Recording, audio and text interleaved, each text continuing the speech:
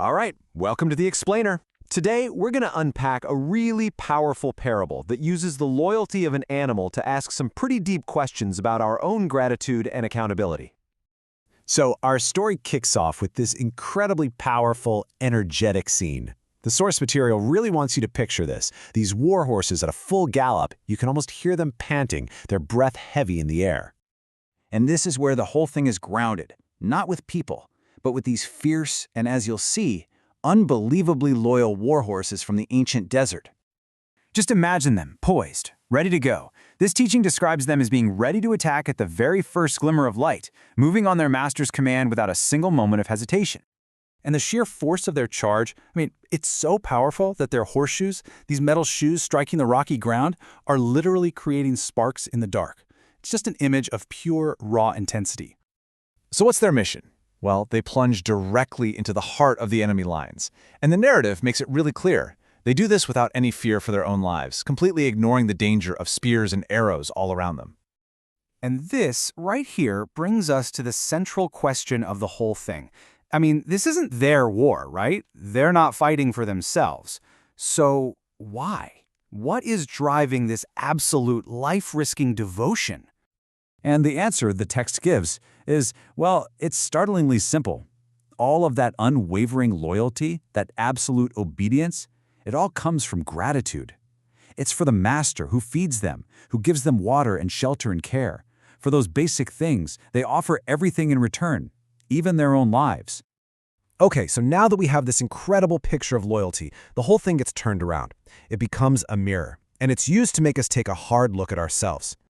And look at this comparison, it's just so stark. On one side, you've got the horse, willing to risk its life for, a simple meal. And on the other side, us, humanity, so often forgetting just countless blessings and ungrateful to the one who ultimately provides everything.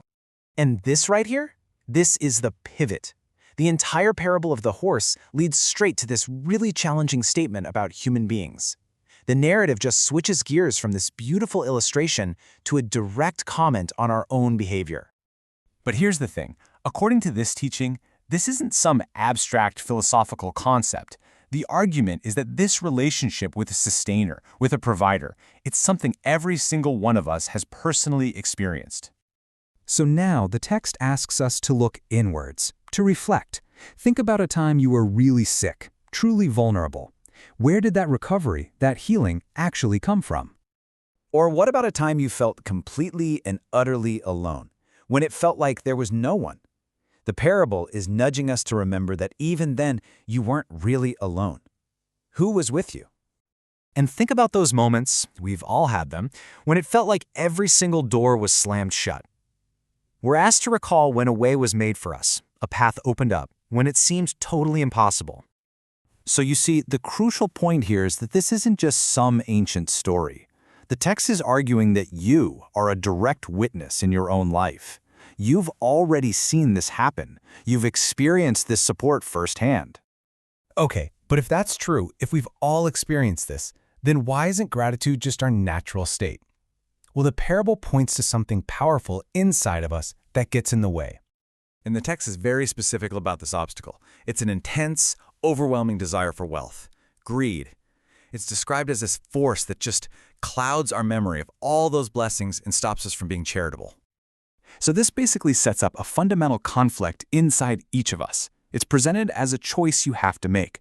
You can focus on that relationship with your sustainer, the one who provides everything, or you can give in to the greed in your heart. You can't really do both.